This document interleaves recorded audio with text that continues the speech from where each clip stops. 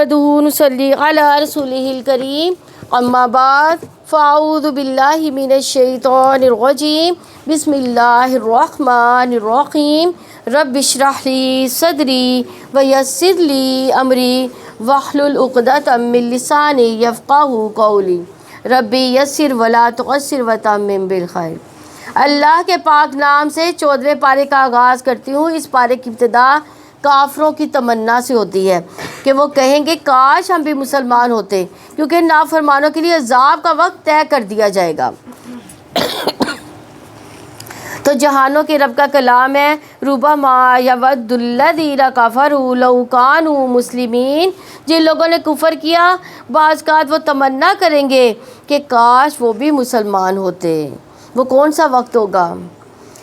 وہ موت کا وقت ہوگا، جب یہ حقیقت کھل جائے گی، اور موت کے بعد ہر مرحلے پر انہیں اپنی دنیا کے کیے ہوئے کفر پر پچھتاوا ہو رہا ہوگا۔ کاش ہم کفر کی روش اختیار نہ کرتے، کاش کہ ہم اللہ تعالیٰ پر ایمان لے آتے، کاش ہم اللہ تعالیٰ کی اطاعت کرتے تو آج یہ سزا نہ پاتے۔ اس وقت یہ خاص طور پر مسلمانوں کو اچھے انجام تک پہنچتے دیکھیں گے تو ان کو اور بھی پچھتاوا ہو جائے گا، ان کا اور بھی پچھتاوا بڑھ جائے گا۔ اور پھر اس کے علاوہ ایک اور جگہ ان کو لیے بہت زیادہ حسرت کا باعث ہوگی۔ وہ کون سی جگہ ہوگی؟ مسلمانوں میں سے جو بھی کچھ برے اعمال کیے ہوں گے، ان برے اعمال کی وجہ سے وہ دوزخ میں جب اپنے جو ہے وہ سزا بھگت لیں گے تو پھر نبی صلی اللہ علیہ وسلم کی شفاعت کے ذریعے وہاں سے نکالے جائیں گے۔ تو اس وقت بھی ان کے لیے حسرت ہوگی کہ کاش ہم مسلمان ہی ہو جاتے۔ آپ چھوڑو انہیں، وہ کھائیں اور فائدے اٹھائیں، امیدیں انہیں غفلت میں رکھیں، پھر جلدی وہ جان لیں گے۔ یعنی تو یہاں اسی لیے کہا گیا کہ آپ انہیں ان کے حال پر چھوڑ دیجئے۔ یعنی پچھلی آیت میں ان کو ایک طرف سے وارن کیا گیا تھا کہ ایک وقت آئے گا کہ تم ایسا کرو گے تو ابھی سے سمجھ جاؤ۔ ان کے لیے یہ بھی ایک وارننگ کا طریقہ ہے کہ ڈانٹ کا ایک طریقہ ہے، ایک تنبیہ کا طریقہ ہے، ایک دھمکی کا طریقہ ہے۔ جہاں ابتدا ہے ذرہم یاکلوا اور آخر میں پھر فسوف یعلمون کہا گیا، یعنی جلدی پتہ چل جائے گا، یہ پچھتائیں گے۔ تو بعض علماء کہتے ہیں ذرہم یاکلوا میں ایک دھمکی ہے اور فسوف یعلمون میں دوسری دھمکی ہے۔ تو دو دھمکیوں میں انسان پھر کیسے خوشگوار زندگی بسر کر سکتا ہے؟ تو یہاں پر زندگی کا مقصد صرف کھانا پینا مزے اڑانا ہی رہ جائے اور لمبی لمبی امیدیں باندھ لے، صرف دنیا کمانے کے لیے ہی انسان گول سیٹنگ کرتا رہے اور اسی کو ایک کے بعد حاصل کرتا رہے، تو یہ چیز انسان کی آخرت کے لیے بہت نقصان دہ ہے۔ جبکہ مومن اپنی آخرت کو بھلا کر اپنی دنیا کو حاصل نہیں کرتا، بلکہ ان دونوں چیزوں کو ساتھ ساتھ لے کر چلتا ہے۔ اسی لیے رسول اللہ صلی اللہ علیہ وسلم نے فرمایا بوڑھے انسان کا دل دو چیزوں کے بارے میں ہمیشہ جوان رہتا ہے، دنیا کی محبت اور لمبی امیدیں۔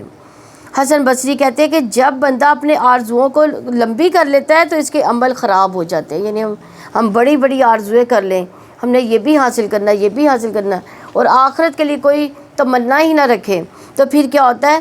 ہمارے عمل ہی خراب ہو جاتے ہیں۔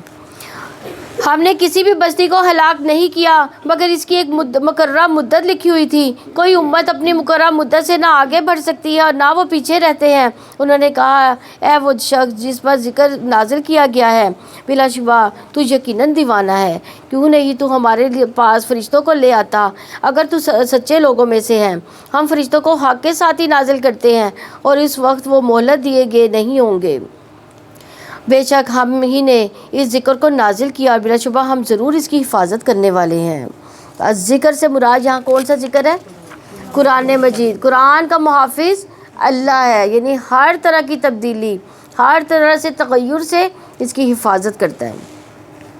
جیسا کہ ہم جانتے ہیں قرآن مجید سے پہلے بہت سی کتابیں نازل ہوئی آسمانی، لیکن ان کی حفاظت کی ذمہ داری کن پر ڈالی گئی تھی؟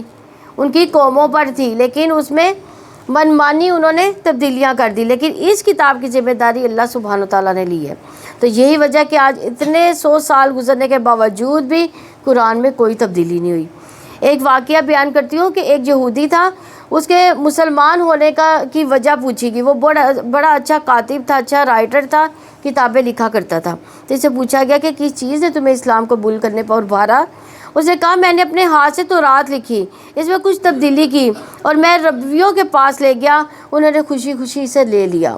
اس کے بعد انجیل لکھی، اسی طرح میں نے کچھ اور رد و بدل اس میں بھی کی، اور اس طرح پریس کے پاس لے گیا، انہوں نے اس کو قبول کر لیا۔ اس کے بعد قرآن مجید میں سے میں نے تحریر لی اور اس میں کچھ تبدیلی کی، لیکن جب میں نے مسلمانوں کے علماء کے پاس اس کو لے کے گیا، انہوں نے اس کو قبول نہیں کیا، حالانکہ میں نے بہت چھوٹا سا فرق ڈالا تھا۔ تو اس سے پتہ چلا کہ اللہ سبحانہ تعالیٰ نے جو حفاظت کا ذمہ لیا ہے، اس میں اللہ تعالیٰ بندوں کے ذریعے ہی حفاظت کرتا ہے۔ تو اس امت میں ایسے علماء ہیں جو قرآن کے لفظ کو نہ صرف ایک ساتھ بلکہ 7 طریقوں سے پڑھنا جانتے ہیں، ان میں تبدیلیوں سے واقف ہے وہ، اور جس کو سبع قرات کہا جاتا ہے یا عشرہ قرات کہا جاتا ہے۔ اسی طرح اللہ تعالیٰ نے اس کتاب کو صرف کاغذوں میں محفوظ نہیں کیا بلکہ سینوں میں محفوظ کیا ہے، کیونکہ ہر ملک، ہر جگہ، ہر شہر، ہر بستی کے لیے حافظ قرآن ہے جنہوں نے قرآن کو اپنے اندر محفوظ کیا ہوا ہے۔ تو یہ اس کتاب کا معجزہ ہونے کی دلیل ہے، اسی وجہ سے یہ رہتی دنیا کے تک کے لوگوں کے لیے کتاب ہدایت بھی ہے۔ اور بلا شبہ یقیناً تم سے پہلے ہم نے پہلی قوموں میں کئی رسول بھیجے، اور ان کے پاس کوئی رسول نہیں آتا تھا مگر وہ اس کا مذاق اڑاتے تھے، اسی طرح ہم اس کو مجرموں کے دلوں میں داخل کر دیتے ہیں اور وہ اس پر ایمان نہیں لائیں گے، اور بلا شبہ پہلے لوگوں کا یہی طریقہ گزر چکا ہے۔ اور اگر ہم ان پر آسمان کا کوئی دروازہ کھول دیں بس وہ اس میں چڑھنے والے ہوں گے تو بھی وہ کہیں گے بلا شبہ ہماری آنکھیں باندھ دی گئی ہیں، بلکہ ہم لوگوں پر جادو کر دیا گیا۔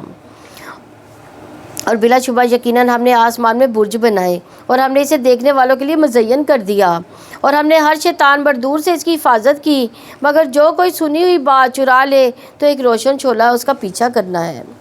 یعنی اللہ تعالیٰ جب فرشتوں کو احکامات دیتے ہیں تو اس وقت فرشتوں کے اوپر ایک بے ہوشی سی کیفیت طاری ہو جاتی ہے اور انہیں ایک خاص قسم کی آواز سنائی دیتی ہے۔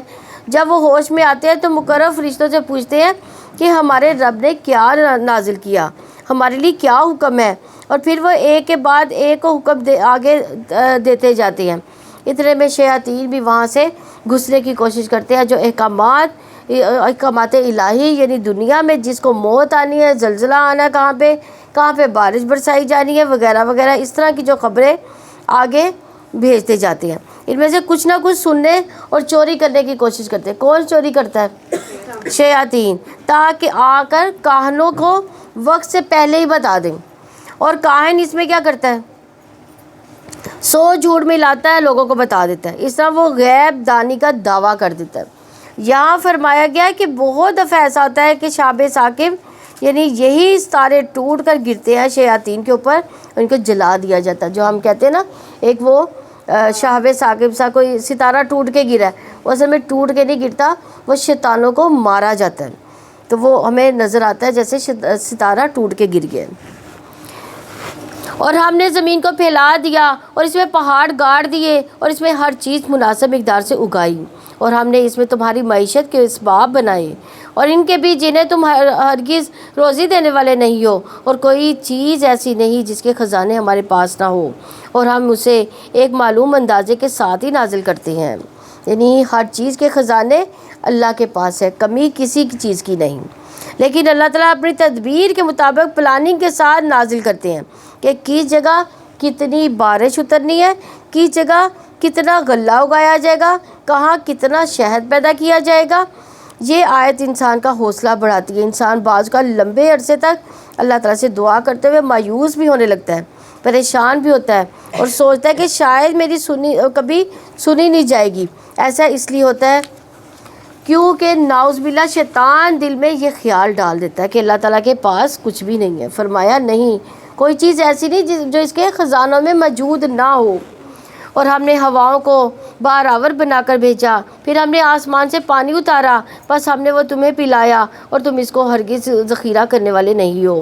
اور بلا شبہ ہم ہی یقیناً زندگی دیتے ہیں، ہم ہی موت دیتے ہیں، ہم وارث ہیں، اور بلا شبہ یقیناً ہم نے جان لیا جو تم میں سے بہت آگے جانے والے ہیں، اور بلا شبہ یقیناً ہم نے جان لیا جو بہت پیچھے آنے والے ہیں، اور یقیناً آپ کا رب ان سب کو اکٹھا کرے گا۔ بلا شبہ وہ کمال حکمت والا، سب کچھ جاننے والا ہے۔ اور ہم نے انسان کو بدبودار کیچڑ سے بجنے والی مٹی سے پیدا کیا۔ انسان کی تخلیق تراب کے لفظ سے استعمال کیا گیا، یعنی اس سے ہوئی۔ پھر ایک جگہ پہ ہمائے مسنون سے کی گئی، پھر سلسال اور کل فخار، یہ سٹیجز ہیں مختلف انسان کی تخلیق کے۔ اور اس سے پہلے جنوں کو ہم نے آگ کی لپٹ سے پیدا کیا، اور جب تیرے رب نے فرشتوں سے کہا کہ یقیناً میں بدبودار کیچڑ سے بجنے والی مٹی سے ایک انسان پیدا کرنے والا ہوں، پھر جب میں اسے پورا کر دوں اور اپنی روح سے اس میں پھونک دوں تو اس کے آگے سجدہ کرتے ہوئے گر جانا۔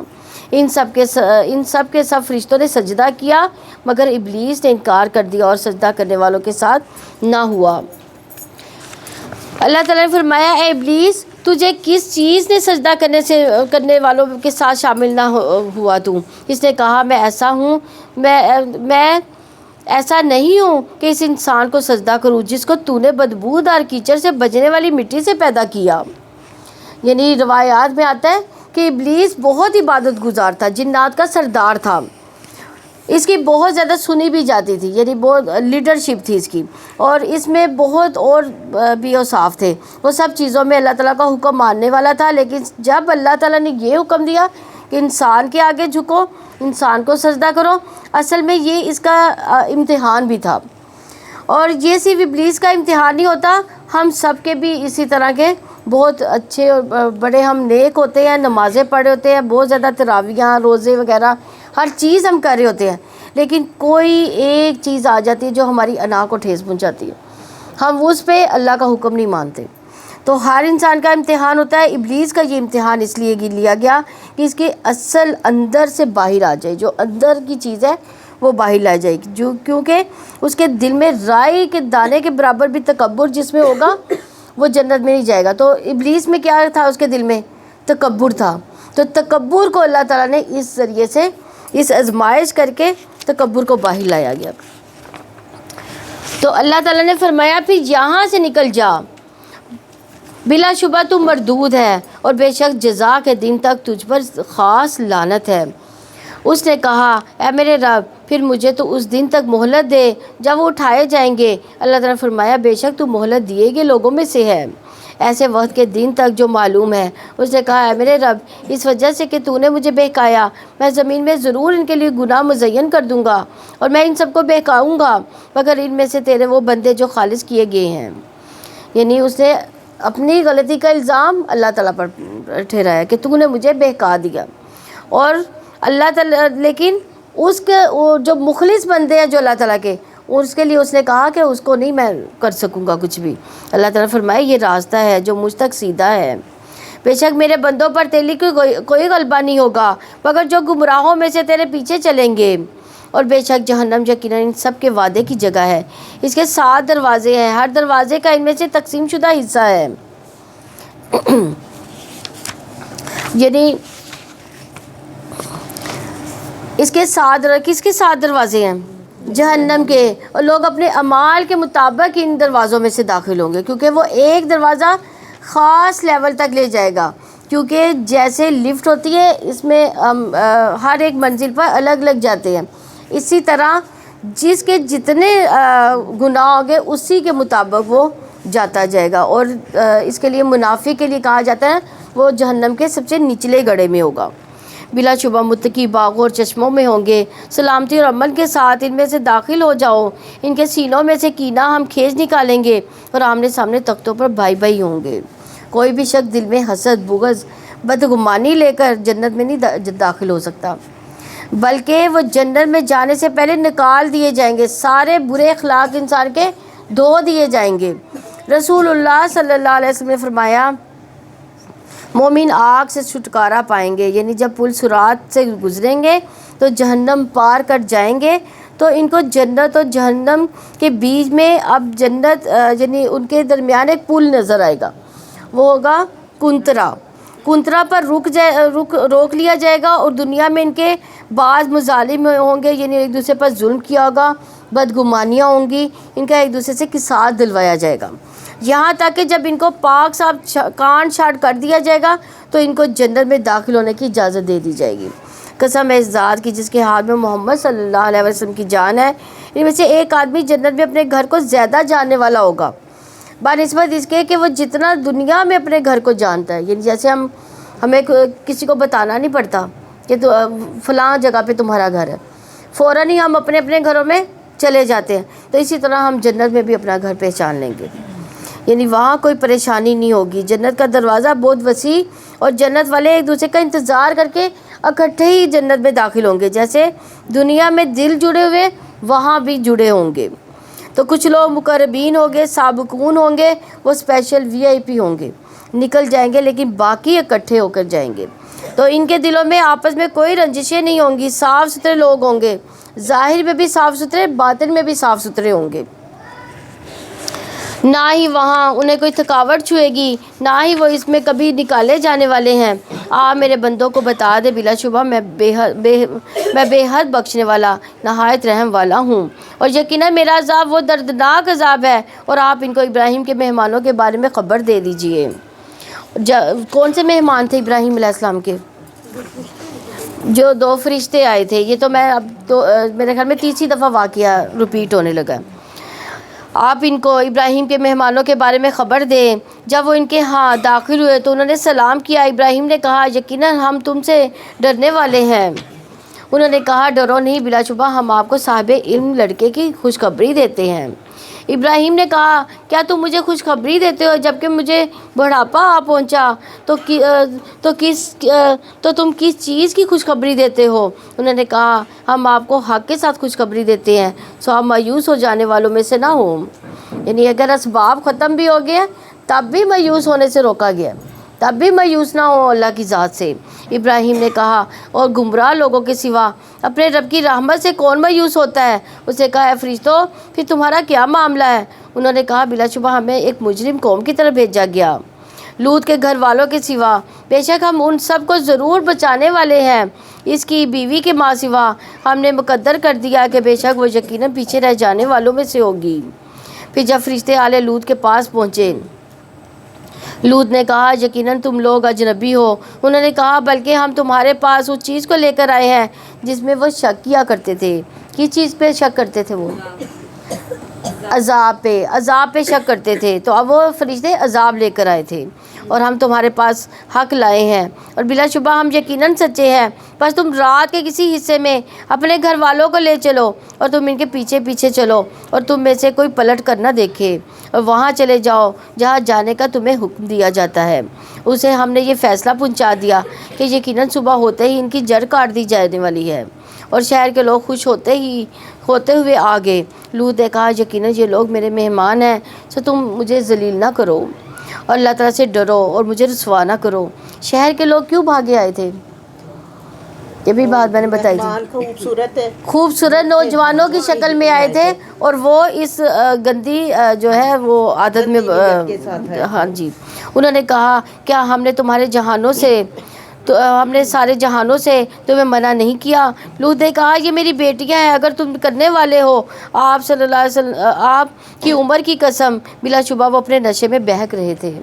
یعنی وہ نشے میں تھے. کون سے نشے میں تھے؟ شہوت کے نشے میں تھے. بس دن نکلتے ہی انہیں چنگار نے پکڑ لیا، تو ہم نے اس بستی کے اوپر کو اس کے نیچے کر دیا، ان پر پکی ہوئی مٹی کے پتھروں کی بارش برسائی. لیکن اس میں غور و فکر کرنے والوں کے لیے بڑی نشانیاں ہیں.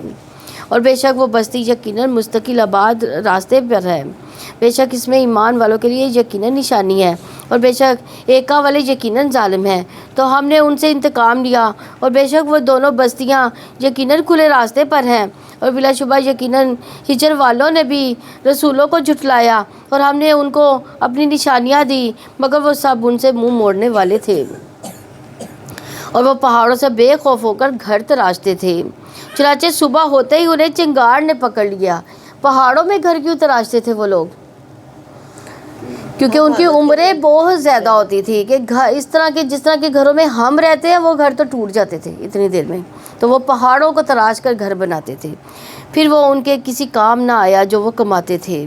ہم نے آسمانوں کو، زمین کو، جو بھی ان دونوں کے درمیان ہے اسے حق کے ساتھ بنایا ہے. اور یقیناً قیامت ضرور آنے والی ہے، سو آپ اچھے انداز میں درگزر کریں. یقیناً آپ کا رب ہی کمال درجے کا پیدا کرنے والا ہے، سب کچھ جاننے والا ہے. اور بلا شبہ یقیناً ہم نے آپ کو 7 بار دہرائی جانے والی آیات و قرآن عظیم عطا کیا. سورہ فاتحہ یہاں پہ اشارہ ہے.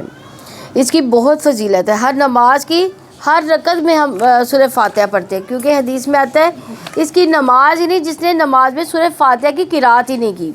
تو آپ کو نعمت یاد دلائی جا رہی ہے. سورہ ہجر میں نعمت قرآن کا ذکر بار بار آیا ہے، اور اللہ نے اس کی حفاظت بھی کی. اللہ نے آپ کو یہ نعمت بھی عطا کی. اور دنیاوی چیز یعنی یہ کون سی نعمت ہے؟ یہ سورہ فاتحہ کی نعمت ہے. یہ اللہ تعالیٰ نے ہماری اس میں شفا بھی رکھی ہے. یعنی جس بیماری کی نیت سے آپ اس سورت کو پڑھیں گے، اللہ تعالیٰ کی رحمت سے وہ بیماری جو ہے وہ دور ہو جائے گی. آپ اپنی آنکھیں ہرگز نہ اٹھائیں اس متاع دنیا کی طرف جس کے ساتھ ہم نے مختلف لوگوں کو فائدہ دیا، اور ان پر غم نہ کھائیں، اور مومنوں کے لیے اپنے بازو جھکائے رکھیں. یعنی دنیاوی چیزوں اور مال و متاع پر نظر نہ رکھیں. دنیاوی چیزوں سے بہتر کیا چیز ہے؟ قرآن کا ملنا جو ہے وہ سب سے بہترین ہے. اور نبی صلی اللہ علیہ وسلم خاص طور پر یہاں تلقین ان کو کی جا رہی ہے کہ آپ ان لوگوں پر حیران نہ ہو جن کو بہت دنیا مل گئی ہے، اور وہ اس دنیا کے ملنے کی وجہ سے کفر نفاق پر اڑ گئے ہیں. کیونکہ جب مال و دولت بڑھ جاتا ہے تو کیا ہوتا ہے؟ انسان میں ایک اکڑ آ جاتی ہے.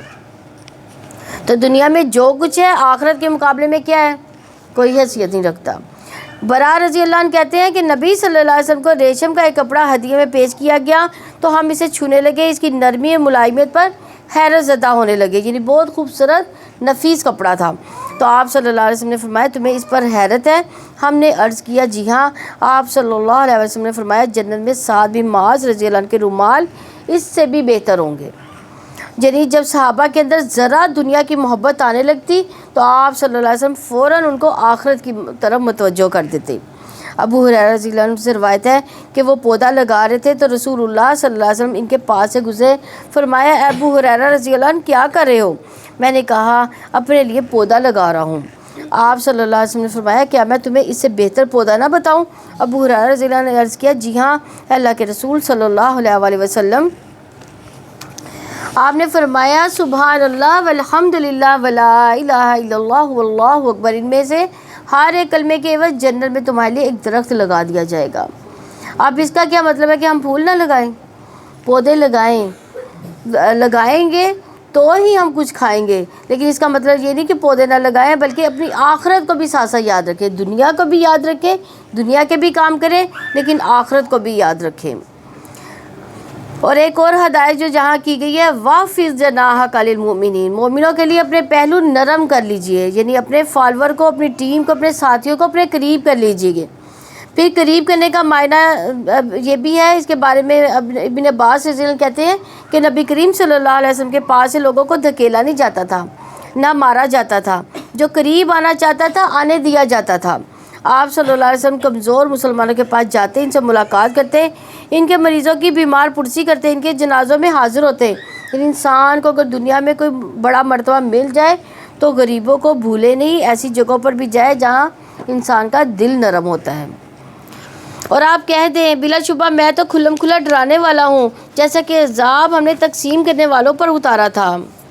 یعنی اللہ کی کتاب کو تقسیم کیا، جنہوں نے کتاب کا ایک حصہ جادو کے لیے، دوسرا کہانت کے لیے، اور تیسرے لوگوں کی کہانیوں کے لیے رکھ دیا.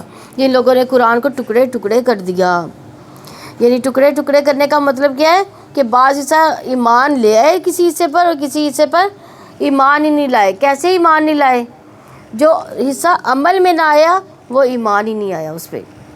سو قسم ہے آپ کے رب کی، یقیناً ہم ضرور ان سب سے پوچھیں گے اس کے متعلق جو وہ عمل کرتے تھے. چنانچہ جس کا آپ کو حکم دیا گیا اس کا صاف اعلان کر دیں اور مشرکوں سے منہ موڑ لیں. بلا شبہ آپ کی جانب سے ہم مذاق اڑانے والوں کے لیے کافی ہیں جو اللہ تعالیٰ کے ساتھ اسے معبود بناتے ہیں. سو جلد ہی وہ جان لیں گے. بلا شبہ یقیناً ہم جانتے ہیں آپ کا سینہ بے شک اس سے تنگ ہوتا ہے جو وہ کہتے ہیں. یعنی کس سے سینہ تنگ ہوتا تھا نبی صلی اللہ علیہ وسلم کا؟ لوگوں کی باتوں سے. یہاں دل کی گھٹن کا ایک اور علاج بتایا گیا، وہ کیا ہے؟ نماز اور تسبیح.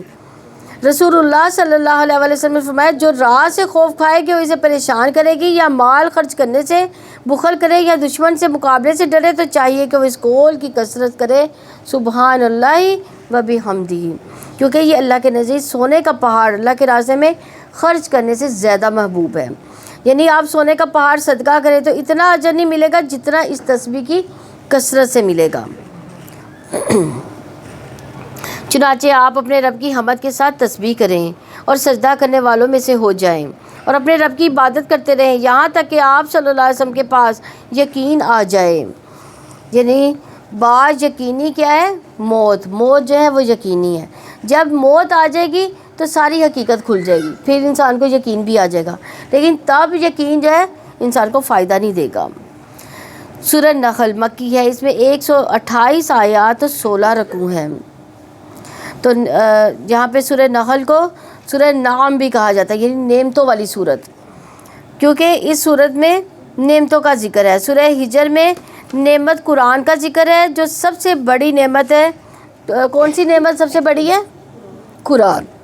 اور سورہ نحل میں کئی نعمتوں کا ذکر ہے جو کائنات میں بکھری پڑی ہیں، انسان کے فائدے کے لیے انسان نے پیدا کی ہے۔ مشرکین مکہ عام طور پر مانتے تھے کہ ان میں سے بیشتر نعمتیں اللہ تعالیٰ نے پیدا کی ہیں، اس کے باوجود وہ یہ عقیدہ رکھتے تھے کہ اللہ تعالیٰ کی خدائی میں وہ بت بھی شریک ہے جن کی وہ عبادت کرتے ہیں۔ اس طرح اللہ تعالیٰ کی ان نعمتوں کا تذکرہ فرما کر انہیں توحید پر ایمان لانے کی دعوت دی گئی ہے۔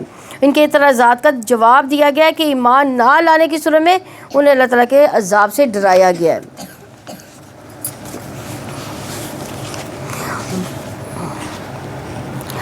اللہ تعالیٰ کے نام سے جو وسیع رحمت والا نہایت رحم والا ہے، اللہ تعالیٰ کا حکم آ گیا سو اس کو تم جلدی طلب نہ کرو، وہ پاک ہے، بے حد بلند ہے، اس سے جن کو وہ شریک بناتے ہیں۔ وہ فرشتوں کو اپنے حکم سے وحی کے ساتھ اتارتا ہے، اپنے بندوں میں سے جس پر چاہتا ہے کہ خبردار کر دو کہ میرے سوا کوئی معبود نہیں، سو مجھے سے ڈرو۔ یعنی قرآن مجید بھی کو بھی روح کہا گیا، یعنی روح کیا ہے؟ قرآن۔ اس نے آسمان و زمین کو حق کے ساتھ پیدا کیا، وہ بے حد بلند ہے ان سے جس کو وہ شریک ٹھہراتے ہیں۔ اس نے انسان کو نطفے سے پیدا کیا، پھر وہ اچانک سری جھگڑالو ہے۔ اس نے چوپائے پیدا کیے جن میں تمہارے لیے گرمی حاصل کرنے کا سامان اور بہت سے فوائد بھی، اور انہی میں سے تم کھاتے بھی ہو، اور وہ تمہارے لیے جمال ہے جب شام کے وقت تم چرا کر لاتے ہو اور جب صبح کے وقت تم انہیں چرانے لے جاتے ہو، اور وہ تمہارے بوجھ اس شہر تک اٹھا لے جاتے ہیں جہاں تم جانوں کی مشقت کے بغیر کبھی پہنچنے والے نہیں تھے۔ یقیناً تمہارا رب بہت نرمی کرنے والا نہایت رحم والا ہے۔ گھوڑے، خچر، گدھے تاکہ تم اس پر سواری کرو زینت کے لیے، اور وہ پیدا کرے گا جو تم نہیں جانتے۔ یعنی گھوڑا ایک بہت خوبصورت جانور ہے۔ نبی کریم صلی اللہ علیہ وسلم کے زمانے میں سواری کے لیے گھوڑے، خچر وغیرہ استعمال ہوتے تھے، تو یہاں اشارہ اسی لیے ان کی طرف دیا گیا ہے۔ تو یہاں پہ وَيَخْلُقُ مَا تَعْلَمُونَ، یعنی اس سے مراد یہ ہے کہ اللہ نے جو چیزیں تخلیق کی ہیں ان میں سے کچھ تو تم نے دیکھ لی ہیں، لیکن کچھ ایسی چیزیں ہیں جو ابھی تک تم نے وہ سواریاں دیکھی نہیں ہیں۔ اب دیکھیں تب گھوڑے اور خچر تھے، گاڑیاں نہیں تھی، اور دیکھیں آج گاڑیاں سواری کے لیے کیا استعمال ہوتا ہے؟ گاڑیاں استعمال ہوتی ہیں، پلین استعمال ہوتے ہیں۔ اس کے علاوہ ایک یہ بھی بات ہے کہ ہم نے براق کو نہیں دیکھا، وہ بھی سواری کے لیے استعمال ہوا جو نبی صلی اللہ علیہ وسلم کو لے کر گیا تھا۔ اور سیدھا راستہ اللہ تعالیٰ تک پہنچتا ہے، اور ان میں سے کچھ راستے ٹیڑھے بھی ہیں، اور اگر وہ چاہتا تو ضرور تم سب کو ہدایت دیتا۔ وہی ہے جس نے آسمان سے پانی نازل کیا اور اس میں سے تمہارے لیے پینا ہے، اور اسی سے پودے ہوتے ہیں جن میں تم جانور چراتے ہو، اور اس کے ساتھ تمہارے لیے کھیتیاں اگاتا ہے، اور زیتون اور کھجور، انگور، ہر قسم کے پھل بھی، لیکن اس میں ضرور ایک نشانی ہے ان لوگوں کے لیے جو غور و فکر کرتے ہیں۔ یعنی یہ جتنے بھی پودے پھل اللہ تعالیٰ پیدا کرتے ہیں، اس پہ کبھی ہم نے غور کیا؟ جو روٹی ہم کھاتے ہیں وہ کہاں سے، کون سی جگہوں سے ہو کر آئی ہے، کس کا حصہ تھا، اور کیسے ہمارے تک پہنچی؟ اور اس نے تمہارے لیے رات اور دن، سورج اور چاند کو مسخر کیا، تارے بھی اس کے حکم سے مسخر ہیں۔ بلا شبہ اس میں یقیناً بہت سی نشانیاں ان لوگوں کے لیے جو سمجھتے ہیں۔ یعنی اس میں آپ دیکھیے کہ زمین میں کے ستاروں کا ذکر، یعنی طرح طرح کے پھلوں کا جنہوں نے زمین کو سجایا، فائدے بھی ہیں اس میں، اور پھر آسمان کی سجاوٹ، زینت اور ستاروں کا ذکر ہے۔ تو یہاں پہ واضح کر دیا گیا کہ ستارے زینت کے لیے، راہ دکھانے کے لیے، پوجا کرنے کے لیے نہیں ہے، کیونکہ اس وقت کے لوگ یعنی جو ابراہیم علیہ السلام کی جو قوم تھی وہ ستاروں کی بھی پوجا کرتی تھی۔ اسی طرح ستاروں سے اپنی قسمت کا حال معلوم کرنا، کیا یہ صحیح ہے؟ نہیں، یہ بھی نہیں کرنا چاہیے، کیونکہ یہ کسی کو کچھ بھی فائدہ یا نقصان نہیں دیتا۔ یاد رکھیے علم نجوم جو ہے وہ جادو کی ایک قسم ہے۔ نبی صلی اللہ علیہ وسلم نے فرمایا جس نے علم نجوم حاصل کیا ہے اسے جادو کا ایک حصہ سیکھ لیا، جتنا زیادہ سیکھے گا اتنا ہی زیادہ جادو میں مبتلا ہوگا۔ تو اس لیے نجومی کا پیشہ اختیار کرنا بھی درست نہیں ہے۔ جو جگہ جگہ بیٹھ جاتے ہیں، لوگوں کو ان کی قسمت کا حال بتانے بیٹھ جاتے ہیں اور کہتے ہیں تمہارا ستارہ گردش میں ہے، تو وہ ہر وقت ہی گردش میں ہے، ستارے تو ہر وقت ہی گردش میں رہتے ہیں۔ تو یہ تھوڑی ہے کہ انسان اس چیز سے بے چین ہو جائے۔ اور زمین میں جو کچھ اس نے تمہارے لیے پھیلا دیا ہے، جس کے مختلف رنگ ہیں، بلا شبہ اس میں یقیناً نشانی ہے ان کے لیے جو نصیحت حاصل کرتے ہیں۔ وہی ہے جس نے سمندر کو مسخر کیا تاکہ تم ان میں سے تر و تازہ گوشت کھاؤ، اس سے تم زیور نکالو جسے تم پہنتے ہو، اور اس میں آپ دیکھتے ہیں کہ کشتیاں پانی کو چیننے والی ہیں تاکہ تم اس کا کچھ فضل تلاش کرو اور تاکہ تم شکر ادا کرو۔ یعنی سمندر اتنا بڑا ہے، 3 حصوں کو ڈھانپے ہوئے ہے، تو وہ اگر بپڑ جائے تو کیا بنے گا انسان کا؟ یعنی ایک حصہ خشکی اور 3 حصے پانی ہیں۔ تو اس چیز کو بھی اللہ تعالیٰ نے اپنے کنٹرول میں رکھا ہوا ہے۔ اس بات کا مشاہدہ تب انسان کو ہوتا ہے جب ہم سمندر پہ جائیں۔ تو سمندر میں اللہ تعالیٰ نے ہمارے لیے کیا کچھ رکھا ہے؟ مچھلیاں تمہارے لیے پیدا کی، زیورات کا سامان تمہارے لیے پیدا کی، یہ سب جو ہے محنت کر کے ان کو نکالو، یہاں سے کماؤ، لیکن جائز طریقے سے، اور خرچ بھی جائز طریقے سے کرو۔ ان میں سے کھو کر نہ رہ جاؤ، یہ نہ ہو کہ انہی میں کھو جاؤ اور اللہ تعالیٰ کو بھول جاؤ۔ اور پھر یہ کہ کشتیوں کا چلنا بھی اللہ تعالیٰ کی قدرت کی علامت ہے۔ کس طرح سے ایک سوئی سمندر میں ڈوب جاتی ہے، لیکن بڑے سے بڑا پہاڑوں کی طرح جہاز جو ہے وہ تیرتا رہتا ہے۔ یہ کیسے ممکن ہے؟ یہ اللہ تعالیٰ کی ایک نشانی ہے۔ اور اس نے زمین میں پہاڑ گاڑ دیے کہ تمہیں لے کر ڈگمگانے نہ لگے، اسے دریا اور راستے بنا دیے تاکہ تم ہدایت پاؤ، اور بہت سی علامتیں ہیں، تاروں سے بھی وہ ہدایت پاتے ہیں۔ تو کیا وہ جو پیدا کرتا ہے جیسا ہے جو پیدا نہیں کر سکتا؟ تو کیا تم نصیحت حاصل نہیں کرتے؟ اور اگر تم اللہ تعالیٰ کی نعمتیں شمار کرنا چاہو تو انہیں شمار نہیں کر سکتے۔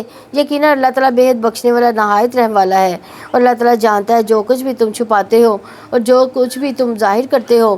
اور وہ لوگ جنہیں وہ اللہ تعالیٰ کے سوا پکارتے ہیں وہ کسی چیز کو پیدا نہیں کر سکتے، اور وہ خود پیدا کیے جاتے ہیں۔ وہ مردہ ہے، زندہ نہیں ہے، وہ نہیں جانتے کہ کب اٹھائے جائیں گے۔ تمہارا معبود ایک ہی معبود ہے، چنانچہ جو لوگ آخرت پر ایمان نہیں رکھتے ان کے دل انکار کرنے والے ہیں، وہ بہت تکبر کرنے والے ہیں۔ کوئی شک نہیں کہ یقیناً اللہ تعالیٰ جانتا ہے جو وہ چھپاتے ہیں اور جو بھی وہ ظاہر کرتے ہیں، بلا شبہ وہ تکبر کرنے والوں سے محبت نہیں کرتا۔ اور جب ان سے کہا جاتا ہے تمہارے رب نے کیا کچھ نازل کیا ہے، تو کہتے ہیں اگلے لوگوں کی بے اصل کہانیاں۔ کس کو کہتے تھے؟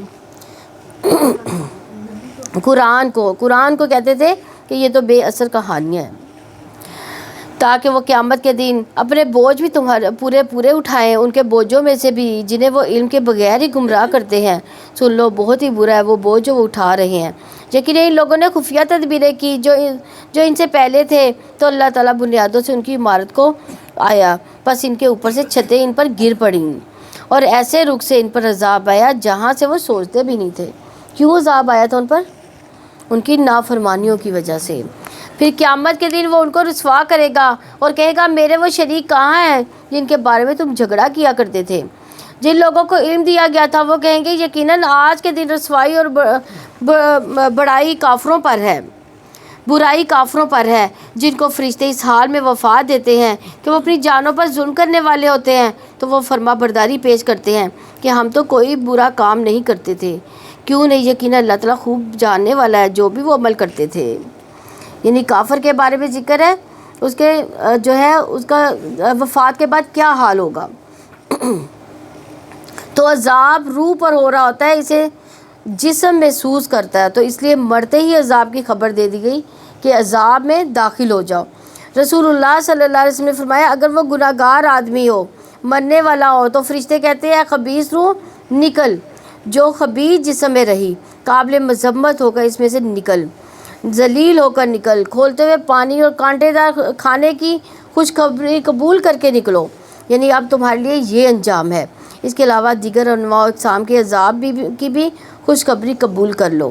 اس کے سامنے یہ جملے بار بار دہرائے جاتے ہیں یہاں تک کہ اس کی روح نکل جاتی ہے، یعنی موت کے وقت بھی جب جان لی جا رہی ہوتی ہے تو اس کو ڈانٹ پڑ رہی ہوتی ہے، اس کو آئندہ کے لیے بری خبریں سنائی جا رہی ہوتی ہیں، تو اس وقت حسرتوں کا عالم ہوتا ہے۔ پھر تم جہنم کے دروازوں میں داخل ہو جاؤ، اس میں ہمیشہ ہمیشہ رہنے والے ہو، چنانچہ تکبر کرنے والوں کا بہت ہی برا ٹھکانہ ہے۔ اللہ تعالیٰ سے ڈر جانے والوں سے کہا گیا کہ تمہارے رب نے کیا نازل کیا؟ وہ کہتے ہیں خیر ہی خیر۔ جن لوگوں نے نیک رویہ رکھا ہے ان کے لیے اس دنیا میں بھی بھلائی ہے اور آخرت کا بھی بہترین اور آخرت کا گھر بھی بہترین ہے، اور یقیناً کیا ہی خوب گھر متقیوں کا ہے۔ ہمیشگی کی جنتیں جن میں وہ داخل ہوں گے، ان کے نیچے نہریں بہہ رہی ہوں گی، ان کے لیے وہ سب کچھ ان میں ہوگا جو وہ چاہیں گے۔ اسی طرح اللہ تعالیٰ متقیوں کو جزا دیتا ہے، یعنی پہلے کافر کے بارے میں بتایا، اب جنتیوں کے بارے میں۔ یعنی دنیا میں تو انسان کی بے شمار خواہشات ہوتی ہیں جو پوری نہیں ہو پاتی، تو آپ جتنا چاہیں، جتنی محنت کر لیں، جتنی کوششیں کر لیں، اتنی طلب نہیں ہو سکتی، لیکن ساری نہیں ملے گی۔ وہ ساری چیزیں آپ کو کہاں ملیں گی؟ جنت میں، جو دائمی جنت ہے، باغات ہے، عدن ہے، جن میں وہ داخل ہوں گے، ان میں نہریں جاری ہوں گی، ان میں جو کچھ بھی وہ چاہیں گے ان کو ملے گا۔ تو حدیث میں آتا ہے جنتی شخص جنت کے پرندوں میں سے ایک پرندہ کھانے کی خواہش کرے گا تو اس کے ہاتھ میں پکا ہوا آ جائے گا ٹکڑے کی شکل میں، کسی بھی کام کی وہ خواہش کرے گا تو فوراً ہی ہو جائے گا۔ جن کو فرشتے اس حال میں وفات دیتے ہیں کہ وہ پاک ہوتے ہیں، وہ کہتے ہیں کہ تم پر سلامتی ہو، ان اعمال کے بدلے جنت میں داخل ہو جاؤ جو تم کیا کرتے تھے۔ یعنی اوپر کافر کا انجام بتایا، یہاں مومن کا انجام بتایا کہ اس کو آ کر فرشتے پہلے سلام کرتے ہیں۔ فرشتے عذاب کے لیے آئے یا خوشخبری دینے کے لیے آئے یا جان نکالنے کے لیے آئے، سلام کرتے ہیں۔ انہیں وہ انتظار کر رہے سوائے اس کے کہ اس کے پاس فرشتے آئے یا تیرے رب کا حکم آ جائے۔ اس سے پہلے لوگوں نے بھی اسی طرح کیا تھا اور اللہ تعالیٰ نے ان پر ظلم نہیں کیا، بلکہ وہ خود ہی اپنے اوپر ظلم کرتے تھے، چنانچہ انہیں ان کے برے اعمال کی خرابیاں پہنچی، ان کو گھیر لیا اس چیز نے جس کا وہ مذاق اڑایا کرتے تھے۔ اور جن لوگوں نے شرک کیا انہوں نے کہا کہ اگر اللہ تعالیٰ چاہتا تو نہ ہم کسی چیز کی عبادت کرتے اور نہ ہی ہمارے باپ دادا، اور نہ ہم اس کے بغیر کسی چیز کو حرام ٹھہراتے۔ ان سے پہلے لوگوں نے بھی ایسا ہی کیا، تو رسولوں پر صاف صاف پہنچا دینے کے سوا اور کچھ نہیں۔ اور بلا شبہ یقیناً ہم نے ہر امت میں سے ایک رسول بھیجا کہ اللہ تعالیٰ کی عبادت کرو، طاغوت سے اجتناب کرو۔ چنانچہ ان میں سے کچھ کو اللہ تعالیٰ نے ہدایت دی اور ان میں سے کچھ وہ تھے جن پر گمراہی مسلط ہو گئی۔ سو تم زمین میں سیر کرو، پھر دیکھو کہ جھٹلانے والوں کا انجام کیسا ہوا۔ اگر آپ ان کی ہدایت کے خواہش مند ہیں تو یقیناً اللہ تعالیٰ اس کو ہدایت نہیں دیتا جسے وہ گمراہ کر دیتا ہے، اور نہ ہی اس کے لیے کوئی مددگار ہے۔ اور جنہوں نے اللہ تعالیٰ کے نام کی پختہ قسمیں کھائیں کہ وہ مر جائے، اللہ تعالیٰ اسے دوبارہ نہیں اٹھائے گا۔ کیوں نہیں؟ یہ اس کے ذمہ ایک سچا وعدہ ہے، لیکن اکثر لوگ جانتے نہیں۔ یعنی اللہ تعالیٰ نے ہر چیز کا جوڑا جوڑا پیدا کیا، اور زندگی اور موت کا بھی جوڑا ہے۔ تو قیامت کے دن موت کو ذبح کر دیا جائے گا۔ اہل جہنم اتنا روئیں گے کہ اگر وہ مر سکتے تو غم سے ہی اس وقت مر جائیں، اور اہل جنت بہت خوش ہو جائیں گے۔ اللہ تعالیٰ نے ان کی چھوٹی موٹی اطاعت کو قبول کر لیا تاکہ وہ ان کے لیے واضح کر دے جس میں وہ اختلاف کر رہے تھے، اور تاکہ جن لوگوں نے کفر کیا وہ جان لیں کہ بلا شبہ وہی جھوٹے ہیں۔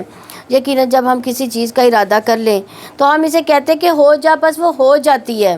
اور جن لوگوں نے اس کے بعد کہ ان پر ظلم کیا گیا اللہ تعالیٰ کی راہ میں ہجرت کی، یقیناً ہم دنیا میں ضرور انہیں اچھا ٹھکانہ دیں گے، اور بلا شبہ آخرت کا اجر تو بہت ہی بڑا ہے، کاش کہ وہ جانتے ہوتے۔ السلام علیکم۔ جن لوگوں نے صبر کیا اپنے رب ہی پر وہ بھروسہ کرتے ہیں، اور ہم نے آپ سے پہلے نہیں بھیجے رسول مگر مرد جن کی طرف ہم وحی کرتے تھے، سو اہل علم سے پوچھ لو اگر تم نہیں جانتے۔ واضح دلائل کتابوں کے ساتھ، اور ہم نے آپ پر ذکر اتارا تاکہ آپ لوگوں کے لیے اس کی وضاحت کر دیں جو ان کی جانب نازل کیا گیا ہے، اور تاکہ وہ غور و فکر کریں۔ دیکھیں ہر بات پہ اللہ تعالیٰ نے کہا ہے غور و فکر کے، کائنات کے بارے میں کہا غور و فکر کریں، کھانے پینے کی چیزیں جو اگائی اللہ تعالیٰ نے اس پر بھی غور و فکر کریں۔ کیوں کہا گیا؟ تاکہ اللہ تعالیٰ کو ہم پہچان لیں. یہ اللہ تعالیٰ کو پہچاننے کے لیے یہ بات بہت ضروری ہے.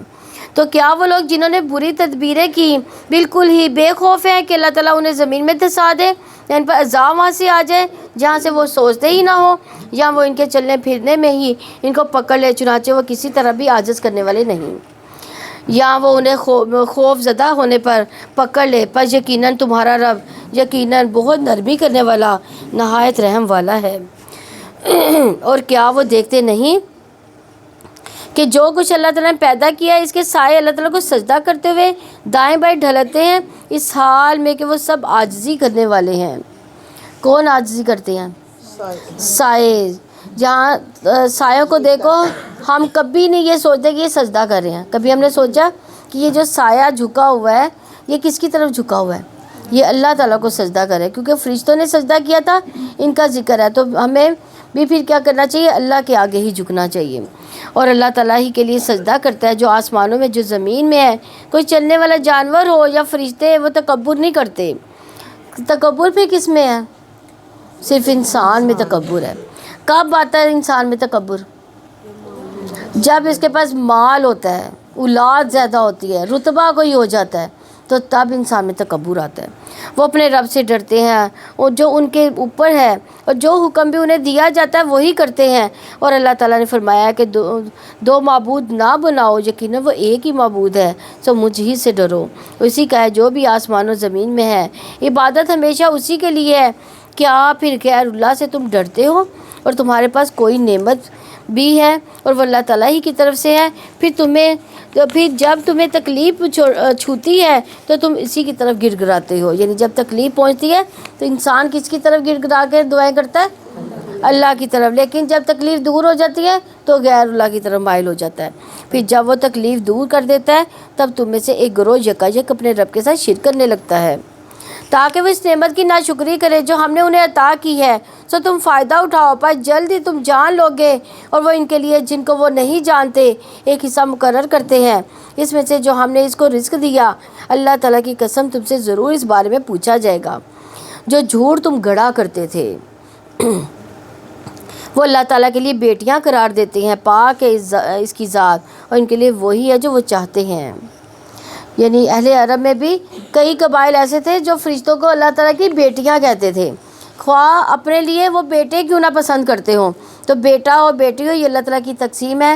اللہ تعالیٰ کی تقسیم مومن کے لیے بڑی بہتر ہوتی ہے. ہم سمجھتے ہیں بیٹی نہیں، بیٹا ہی ہمیں فائدہ دے گا، یہ گارنٹی نہیں ہے.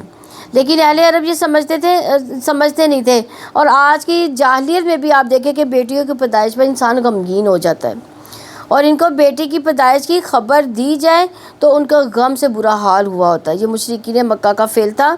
مومن کو یہ زیب نہیں دیتا کہ وہ بیٹی کی پیدائش پر غمگین ہو جائے، اور بلکہ اللہ کی رضا میں راضی ہو جانا چاہیے. اس میں بھی یہ ہے کہ ہمیں بیٹیوں کو برا نہیں سمجھنا چاہیے. نبی صلی اللہ علیہ وسلم نے فرمایا بیٹیوں کو برا نہ سمجھا کرو کیونکہ یہ انتہائی قیمتی اور غم خوار ہوتی ہیں، اور جتنی وہ والدین کی کیئر ٹیکر ہوتی ہیں کوئی اور بھی نہیں ہوتا. اور رسول اللہ صلی اللہ علیہ وسلم نے فرمایا مومن کے لیے تعجب ہے کہ اللہ اس کے لیے جو فیصلہ کرتا ہے وہ اس کے حق میں بہتر ہی ہوتا ہے. اگر عورتوں کو یہ والی بات سمجھ آ جائے، یہ والی حدیث پلے باندھ لے، جو بھی پیدا ہو اس پر غم نہ کرے بلکہ کیا کرے؟ اللہ سے راضی ہو جائے، شکر ادا کریں. تو جو اللہ سے راضی ہوتا ہے اللہ اس کے ساتھ پھر کیا معاملہ کرتا ہے؟ اللہ تعالیٰ بھی اس سے راضی ہو جاتا ہے. اگر ہم ناراض ہوں گے تو پھر ہم کیسے توقع کر سکتے ہیں کہ اللہ ہم سے راضی ہو؟ پھر ہم یہ توقع کر سکتے ہیں؟ ہم اللہ سے ناراض ہیں تو کیا پھر اللہ نہیں ہم سے ناراض ہوگا؟ اور جب ان میں سے کسی کو بیٹی کی خوشخبری سنائی جاتی ہے تو اس کا چہرہ سیاہ ہو جاتا ہے اور وہ غم سے بھرا ہوا ہوتا ہے اس خوشخبری کی برائی کی وجہ سے جو اسے دی گئی. وہ لوگوں سے چھپتا پھرتا ہے. کیا ذلت کے باوجود ہی اسے رکھ چھوڑے یا اسے مٹی میں دبا دے؟ سن لو بہت ہی برا جو فیصلہ کرتے ہیں. یعنی مشرکین مکہ زندہ زمین میں گاڑنا بھی اس کو پسند کرتے تھے، ان کو خوف نہیں آتا تھا. ان لوگوں کے لیے جو آخرت پر ایمان نہیں رکھتے بری مثال ہے، اللہ تعالیٰ کی اعلیٰ مثال ہے. وہ سب پر غالب کمال حکمت والا ہے، اور اگر اللہ تعالیٰ لوگوں کا ان کے ظلم کی بنیاد پر مواخذہ کرتا تو اس پر کسی جاندار کو نہ چھوڑتا، لیکن وہ ایک مقررہ وقت تک انہیں مہلت دیتا ہے۔ چنانچہ جب ان کی مدت آ جاتی ہے تو وہ اسے گھڑی بھی نہ پیچھے رہتے اور نہ آگے بڑھتے ہیں۔ یعنی ہر حرکت والا جاندار جو ہے کسی نہ کسی طرح سے کوئی نہ کوئی زیادتی کرتا ہے۔ ظالم اپنے ساتھ ساتھ دوسروں کو بھی نقصان دیتا ہے۔ تو ابو ہریرہ رضی اللہ عنہ کہتے ہیں انہوں نے ایک آدمی کو کہتے ہوئے سنا کہ بے شک ظالم اپنے آپ کو ہی نقصان پہنچاتا ہے، تو انہوں نے کہا کہ تم نے بہت بری بات کہی، بے شک ایک پرندہ اپنے گھونسلے میں ظالم کے ظلم کی وجہ سے ہی مر جاتا ہے۔ یعنی ظالم سے اپنے آپ کو نقصان نہیں دیتا، دوسرے کو بھی نقصان دیتا ہے۔ تو ظلم کی 3 قسمیں، اللہ کے ساتھ ظلم، وہ کون سا ظلم ہے؟ اللہ کے ساتھ ظلم شرک جو ہے وہ سب سے بڑا ظلم ہے۔ جو دوسرا جو بندوں کے ساتھ ظلم ہوتا ہے، جو حقوق العباد میں کمی اللہ تعالیٰ معاف نہیں کرے گا جب تک بندے اس کو معاف نہیں کریں گے۔ اور تیسرا جو اللہ اور بندوں کے بیچ میں ہوتا ہے، جیسے کوئی گناہ کا کام کر لیا تو کیا کریں گے؟ پھر فوراً ہی معافی مانگیں گے اللہ تعالیٰ سے، اور جو وہ اللہ تعالیٰ کے لیے مقرر کرتے ہیں اسے خود ہی ناپسند کرتے ہیں، اور ان کی زبانیں جھوٹ بیان کرتی ہیں کہ بے شک ان کے لیے بھلائی ہے۔ اس میں کوئی شک نہیں کہ یقیناً ان کے لیے آگ ہی ہے، اور یقیناً وہ اس میں سب سے آگے بھیجے جانے والے ہیں۔ اللہ تعالیٰ کی قسم، بلا شبہ یقیناً آپ سے پہلے بھی بہت سی امتوں کی طرف ہم نے رسول بھیجے، پھر شیطان نے ان کے لیے ان کے اعمال کو خوشنما بنا دیا، چنانچہ وہی آج ان کا سرپرست ہے، ان کے لیے دردناک عذاب ہے۔ اور ہم نے یہ کتاب آپ پر صرف اس لیے نازل کی تاکہ آپ ان کے لیے ان کی وضاحت کر دیں جس میں انہوں نے یہ اختلاف کیا، اور وہ ان کے لیے ہدایت اور رحمت ہے جو ایمان لائے۔ اور اللہ تعالیٰ نے آسمان سے پانی نازل کیا، پھر اس کے ذریعے زمین کو مردہ ہو جانے کے بعد زندہ کیا، بلا شبہ اس میں یقیناً ان کے لیے نشانی جو سنتے ہیں، اور بلا شبہ چوپاؤں میں تمہارے لیے یقیناً ایک سبق ہے۔ ہم تمہیں ان کے پیٹوں کے اندر سے گوبر اور خون کے درمیان سے خالص دودھ پلاتے ہیں جو پینے والوں کے لیے حلق سے آسانی سے اترنے والا ہے۔ دیکھیں کتنا سفید صاف شفاف دودھ نکلتا ہے۔ اور کھجور اور انگور کے پھلوں سے بھی جسے تم نشاور چیز بناتے ہو، اور اچھا رزق بھی، بلا شبہ اس میں یقیناً ان لوگوں کے لیے نشانی ہے جو عقل رکھتے ہیں۔ اور آپ کے رب نے شہد کی مکھی کی طرف وحی کی کہ کچھ پہاڑوں اور کچھ درختوں میں سے گھر بنا، اور اس میں سے بھی جنہیں وہ چڑھاتے ہیں۔ یعنی 1 پاؤنڈ شہد بنانے کے لیے مکھی کو 55,000 میل کا سفر کرنا پڑتا ہے، اور ہم شہد کا استعمال کیسے کرتے ہیں؟ بے دریغ کرتے ہیں، اور بعض کا ضائع بھی کر دیتے ہیں۔ ایک مکھی کتنی محنت کرتی ہے، اس میں بے شمار اس میں سبق ہے، کتنی آرگنائز وے میں کام کرتی ہے، اور کس طرح کا بہترین مشروب نکلتا ہے۔ یعنی وہ شفا بھی ہے، اس میں اللہ تعالیٰ نے شفا بھی رکھی ہے، بعض کے مطابق ہر بیماری کے لیے، اور بعض کے مطابق مخصوص بیماریوں کے لیے شفا ہے۔ بہرحال ایک مفید ڈرنک ہے جس کو پانی میں یا دودھ میں یا دوسری غذاؤں کے ساتھ ملا کر بھی استعمال کیا جا سکتا ہے۔ تو شہد جو ہے وہ مرہم کے طور پر بھی استعمال ہوتا ہے، اسی لیے رسول اللہ صلی اللہ علیہ وسلم نے فرمایا 3 چیزوں میں شفا ہے: حجامہ لگوانے میں، شہد پینے میں، آگ سے داغنے میں، اور میں اپنی امت کو آگ سے داغنے سے منع کرتا ہوں۔ تو گویا یہ ایک بہترین دوا بھی ہے۔ پھر ہر قسم کے پھلوں سے کھاؤ، پھر اپنے رب کے مسخر کیے ہوئے راستوں پر چلو۔ ایک شربت اس کے پیڑ سے نکلتا ہے جس کے رنگ مختلف ہے، اس میں لوگوں کے لیے شفا ہے، بلا شبہ اس میں یقیناً ان کے لیے ایک نشانی ہے جو غور و فکر کرتے ہیں۔ اور اللہ تعالیٰ نے تمہیں پیدا کیا، پھر وہی تمہیں موت دیتا ہے، تم میں سے کوئی نکمی عمر کو لوٹا دیا جاتا ہے۔ نکمی عمر کون سی ہے؟ بڑھاپے کی عمر۔ کیوں نکمی عمر کیوں اس کو کہا گیا؟ کہ انسان کی ہر طاقت ختم ہو جاتی ہے، ہر جو علم انسان کے پاس ہوتا ہے اس میں بھی انسان بھولنا شروع ہو جاتا ہے، ناقص ہو جاتا ہے اس کا علم بھی، تو اس لیے اس کو نکمی عمر کہا گیا ہے۔ اور تم میں سے کوئی نکمی عمر کو لوٹا دیا جاتا ہے تاکہ وہ جاننے کے بعد کچھ نہ جانے۔ یقیناً اللہ تعالیٰ سب کچھ جاننے والا، پوری طرح قدرت رکھنے والا ہے۔ اللہ تعالیٰ نے تمہیں ایک دوسرے پر رزق میں فضیلت دی، تو جن لوگوں کو فضیلت دی گئی وہ اپنا رزق ان پر لوٹا دینے والے نہیں ہیں، جن کے مالک ان کے دائیں ہاتھ ہیں، کہ پھر وہ اس میں برابر ہو جائیں۔ تو کیا وہ اللہ تعالیٰ کی نعمت کا انکار کرتے ہیں؟ اللہ تعالیٰ نے تمہارے لیے تمہیں میں سے بیویاں بنائی، اور تمہارے لیے تمہاری بیویوں سے بیٹے اور پوتے بنائے اور اسے تمہیں پاکیزہ چیزوں کا رزق دیا۔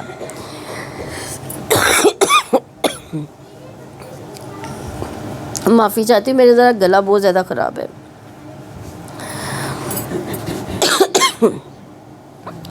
اس نے تمہیں پاکیزہ چیزوں کا رزق دیا، تو کیا پھر بھی باطل پر وہ ایمان رکھتے ہیں اور اللہ تعالیٰ کی نعمت کا وہ انکار کرتے ہیں،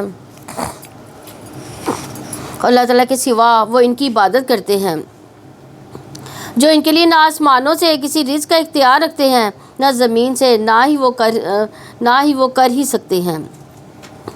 بس تم اللہ تعالیٰ کے لیے مثالیں نہ بیان کرو، یقیناً اللہ تعالیٰ جانتا جو تم نہیں جانتے۔ اللہ تعالیٰ نے ایک غلام کی مثال بیان کی، وہ کسی چیز پر اختیار نہیں رکھتا، اور ایک شخص وہ ہے جسے ہم نے اپنی جناب سے اچھا رزق دیا تو وہ اس میں سے پوشیدہ اعلانیہ خرچ کرتا ہے۔ کیا وہ دونوں برابر ہیں؟ سب تعریف اللہ تعالیٰ ہی کے لیے ہے، بلکہ ان میں سے اکثر لوگ نہیں جانتے۔ اور اللہ تعالیٰ نے دو آدمیوں کی مثال بیان کی، ان میں سے ایک گونگا ہے جو کسی چیز پر قدرت نہیں رکھتا، اور وہ اپنے آقا پر بوجھ ہے، وہ جہاں بھی اسے بھیجتا ہے وہ کوئی بھلائی نہیں لاتا۔ کیا برابر ہے وہ اور جو انصاف کا حکم دیتا ہے وہ سیدھے راستے پر ہے؟ اور آسمانوں کا، زمین کا غیب اللہ تعالیٰ ہی کے پاس ہے۔ قیامت کا معاملہ پلک جھپکنے جیسا ہے یا وہ اس سے بھی زیادہ قریب ہے۔ یقیناً اللہ تعالیٰ ہر چیز پر پوری قدرت رکھنے والا ہے۔ قیامت کب شروع ہوگی؟ جب انسان کی موت واقع ہو جائے گی، وہیں سے قیامت شروع ہو جائے گی۔ اور موت کا وقت جو ہے ایک پل میں آ جاتا ہے، وہ کسی کو نہیں پتا کہ کب آنا ہے۔ اور اللہ تعالیٰ نے تمہاری ماؤں کے پیٹوں سے تمہیں نکالا کہ تم کچھ بھی جانتے نہ تھے، اور اس نے تمہارے لیے کان اور آنکھیں اور دل بنائے تاکہ تم شکر ادا کرو۔ پھر ماں کا ذکر یہاں، اور کس طرح بچہ ماں کے پیٹ سے باہر آتا ہے جو اس کی زندگی اور موت کا سوال بن جاتا ہے۔ تو ماں کی قدر کرنی چاہیے۔ ماں کو اس کی تکلیف کو انسان یاد کر لے تو اس کو کبھی بھی کوئی بری بات نہ کہے۔ کیا انہوں نے پرندوں کو نہیں دیکھا کہ آسمان کی فضا میں مسخر ہیں؟ انہیں اللہ تعالیٰ کے سوا کوئی نہیں جانتا، کوئی نہیں تھامتا۔ بلا شبہ اس میں یقیناً نشانیاں ان لوگوں کے لیے جو ایمان رکھتے ہیں۔ یعنی پرندوں کی بات کی گئی، پرندوں پر غور و فکر کرو۔ ابو ذر رضی اللہ عنہ کہتے ہیں کہ ہم نے رسول اللہ صلی اللہ علیہ وسلم کو چھوڑا، لیکن آپ کی زندگی میں جب کوئی پرندہ فضا میں اپنے پر پھل پھراتا تو آپ اسے اپنے علم کی بات اس سے نکال لیتے۔ کوئی بھی کام ہوتا تو نبی صلی اللہ علیہ وسلم ایک علم کی بات ہی نکال لیتے تھے۔ تو اڑتے پرندے سے بھی ہمیں کچھ سکھاتے تھے۔ تو یہ ہوتی ہے عبرت کی نگاہ، شکر گزاری کا طریقہ، یہ غور و فکر جس کی ہمیں تلقین بار بار اس جو ہے پارے میں دی جا رہی ہے۔ تو جانوروں کی طرح نہیں رہنا دنیا میں، آنکھیں کان بند کر کے نہ رکھیں، بلکہ خواہشات کی یہ نہ ہو کہ ہم خواہشات کی تکمیل کے پیچھے بھاگتے نظر آئیں، بلکہ اللہ تعالیٰ کی نعمتوں کو بھی غور و فکر کریں، اللہ تعالیٰ کی نعمتوں کا شکر ادا بھی کریں۔ غور و فکر کرنے کے بعد شکر ادا بھی کریں، جو نعمت اللہ تعالیٰ دے اس پر بھی شکر ادا کریں۔ اور یہ دیکھیں جیسے ہم نے پیچھے مکھی کا ذکر پڑھا ہے، کتنی چھوٹی سی مکھی ہے، کتنا میٹھا شہد اللہ تعالیٰ نے اس سے ہمیں عطا کیا۔ تو یہ کیا ہے؟ یہ بھی اللہ تعالیٰ کی نعمت ہے، اس پر بھی ہمیں شکر ادا کرنا چاہیے۔ اللہ تعالیٰ نے تمہارے گھروں کو تمہارے لیے رہنے کی جگہ بنا دی، اس نے چوپاؤں کی کھالوں سے تمہارے لیے ایسے گھر بنائے جنہیں تم اپنے سفر کے دن اور اپنے قیام کے دن ہلکا پاتے ہو۔ ان کی اون سے اور ان کے پشم سے اور ان کے بالوں سے گھر کا سامان اور ایک وقت تک فائدے کی چیز بنائیں۔ اور اللہ تعالیٰ نے جن چیزوں کو پیدا کیا ان کے سائے بھی تمہارے لیے بنائے، پہاڑوں میں تمہارے لیے چھپنے کی جگہ بنائی، تمہارے لیے قمیضیں بنائی جو تمہیں گرمی سے بچاتی ہیں، اور ایسی قمیضیں بھی جو تمہیں جنگ میں بچاتی ہیں۔ اس طرح اللہ تعالیٰ تم پر اپنی نعمت کی تکمیل کرتا ہے تاکہ تم فرما بردار بن جاؤ۔ پھر اگر یہ منہ موڑے تو یقیناً آپ کے ذمہ واضح پہنچا دینا ہے۔ وہ لوگ اللہ تعالیٰ کی نعمت کو پہچانتے ہیں اور پھر اس کا انکار کرتے ہیں، اور ان میں سے اکثر لوگ کافر ہیں۔ اور جس دن ہم ہر امت میں سے ایک گواہ لائیں گے، پھر ان لوگوں کے لیے جنہوں نے کفر کیا نہ اجازت دی جائے گی اور نہ ہی ان سے معافی کی درخواست کی جائے گی۔ اور جب وہ لوگ عذاب دیکھیں گے جنہوں نے ظلم کیا تو ان سے ہلکا نہیں کیا جائے گا، نہ ہی کوئی مہلت دیے جائیں گے۔ اور جب مشرک اپنے شریکوں کو دیکھیں گے تو کہیں گے اے ہمارے رب یہی ہمارے وہ شریک ہیں جنہیں ہم تیرے سوا پکار رہے تھے، چنانچہ وہ شریک یہ بات انہی پر ڈال دیں گے کہ بلا شبہ تم جھوٹے ہو۔ یعنی اس وقت جو جن کی پوجا کی جاتی ہے، دنیا میں عبادت کی جاتی ہے، اللہ کے شریک ٹھہرائے جاتے ہیں، وہ بھی جو ہے انکار کر دیں گے کہ ہمیں تو نہیں پتہ کہ تم ہماری عبادت کرتے تھے، اور وہ اللہ تعالیٰ کے سامنے اس دن فرما بردار ہونا پیش کریں گے، اور وہ سب ان سے کھو جائے گا جو وہ گھڑا کرتے تھے۔ جن لوگوں نے کفر کیا، وہ اللہ تعالیٰ کے راستے سے روکا، ہم ان کے عذاب پر عذاب کا اضافہ کریں گے، ان کے بدلے جو وہ فساد کیا کرتے تھے، اور جس دن ہم ہر امت میں سے ان پر ایک گواہ انہی میں سے اٹھائیں گے، ان لوگوں پر آپ کو گواہ بنا کر لائیں گے، اور ہم نے یہ کتاب آپ پر نازل کی ہے جو کہ ہر چیز کا واضح بیان ہے، اور مسلمانوں کے لیے ہدایت، رحمت اور بشارت ہے۔ یہ تو قیامت کے دن نبی صلی اللہ علیہ وسلم گواہی دیں گے، پچھلی تمام انبیاء کی انہوں نے اپنی امتوں کو پیغام پہنچا دیا۔ آپ صلی اللہ علیہ وسلم کیسے گواہی دے سکتے ہیں ان چیزوں کی؟ کیا آپ صلی اللہ علیہ وسلم ان نبیوں کے دور میں موجود تھے؟ بشارت اللہ تعالیٰ نے جو دی تھی، یہ بشارت وحی کے ذریعے اللہ تعالیٰ نے ان کو دی ہے، کیونکہ گواہی علم کی بنیاد پر ہے۔ یقیناً اللہ تعالیٰ عدل کا اور احسان کا اور رشتہ داروں کو دینے کا حکم دیتا ہے، اور وہ بے حیائی اور برائی اور زیادتی سے روکتا ہے۔ وہ تمہیں نصیحت کرتا ہے تاکہ تم نصیحت حاصل کرو۔ یعنی قرآن مجید کی اس آیت کو سب سے جامع آیت قرار دیا گیا ہے۔ اس میں 3 کام کرنے کا حکم ہے اور 3 کام نہ کرنے کا حکم ہے۔ اور تم اللہ تعالیٰ کے عہد کو پورا کرو، جب تم آپس میں عہد کرو، اور اپنی قسمیں پختہ کرنے کے بعد توڑ نہ دیا کرو، جب کہ اللہ تعالیٰ کو تم اپنے اوپر ضامن بنا چکے ہو۔ بلا شبہ اللہ تعالیٰ جانتا ہے جو بھی تم کرتے ہو۔ اور تم اس عورت جیسے نہ ہو جاؤ جس نے مضبوط کرنے کے بعد اپنا سود توڑ کر ٹکڑے ٹکڑے کر دیا۔ تم اپنی قسموں کو آپس میں فریب کا ذریعہ بناتے ہو تاکہ ایک گروہ دوسرے گروہ سے زیادہ بڑھ جائے۔ یقیناً اللہ تعالیٰ اس کے ساتھ تمہیں آزماتا ہے، اور قیامت کے دن وہ تمہارے لیے ضرور بیان کرے گا جس میں تم اختلاف کیا کرتے تھے۔ یہ قسمیں کون سی قسمیں کی بات ہے؟ نظر جو مانتے ہیں ہم لوگ، ان نظروں کو پورا کرنا چاہیے، اس کو توڑنا نہیں چاہیے۔ اور اگر اللہ تعالیٰ چاہتا تو یقیناً سب کو ایک امت بنا دیتا، لیکن وہ جسے چاہتا ہے گمراہی میں ڈال دیتا ہے، جسے چاہتا ہے ہدایت دیتا ہے۔ تم سے ضرور اس کے بارے میں پوچھا جائے گا جو تم عمل کیا کرتے تھے۔ اور تم اپنی قسموں کو آپس میں فریب کا ذریعہ نہ بناؤ کہ کوئی قدم اپنے جمنے کے بعد پھسل جائے، اور تم برائی کا مزہ چکھو اس کے بدلے میں جو تم نے اللہ تعالیٰ کی راہ سے روکا، تمہارے لیے بہت بڑا عذاب ہے۔ اللہ تعالیٰ کے عہد کو تھوڑی قیمت کے عوض مت بیچو، بلا شبہ جو اللہ تعالیٰ کے پاس ہے وہی تمہارے لیے زیادہ بہتر ہے اگر تم جانتے ہو۔ تھوڑی قیمت کون سی مراد ہے؟ دنیا کا فائدہ، یعنی دنیا کا فائدہ نہ حاصل کرو۔ جو تمہارے پاس ہے وہ ختم ہو جائے گا، جو اللہ تعالیٰ کے پاس ہے وہ باقی رہنے والا ہے۔ جن لوگوں نے صبر کیا یقیناً انہیں ہم ضرور زیادہ اچھا بدلہ دیں گے اس کا جو وہ عمل کرتے تھے۔ جو شخص نیک عمل کرے گا، خواہ مرد ہو یا عورت، اور وہ مومن ہو تو اسے ہم ضرور زندگی دیں گے، پاکیزہ زندگی، اور ہم ضرور بدلے میں اس کا اجر زیادہ اچھا دیں گے جو وہ عمل کرتے تھے۔ یعنی جو بھی اچھے عمل کرے گا، چاہے وہ مرد ہوگا چاہے وہ عورت ہوگی، بشرطے کہ وہ مومن ہو، ایمان کی شرط پر اس کو اس کا اجر ملے گا۔ کیونکہ جو شخص صرف دنیا طلب کرتا ہے تو بعض کا آخرت کے لیے کچھ بھی طلب نہیں کرتا، تو اللہ تعالیٰ پھر کیا کرتے ہیں؟ اس کو دنیا دے دیتے ہیں۔ لیکن جو آخرت کی طلب کرتا ہے تو اللہ تعالیٰ اس کو دنیا بھی دیتا ہے اور آخرت بھی دیتا ہے۔ پر جب آپ قرآن پڑھیں تو شیطان مردود سے اللہ تعالیٰ کی پناہ مانگے۔ کیوں؟ کیسے پناہ مانگنی چاہیے قرآن پڑھتے ہوئے؟ اعوذ باللہ من الشیطان الرجیم سے شروع کریں تاکہ شیطان قاری پر قرات کو مشتبہ نہ کر دے، غلط ملت نہ کر دے، اسے تدبر تفکر سے نہ روک دے۔ اسی طرح نماز میں بھی آ کے وہ وسوسے ڈالتا ہے وسوسے۔ نماز میں وسوسے آتے ہیں، پھر کیا کرتے ہیں آپ لوگ؟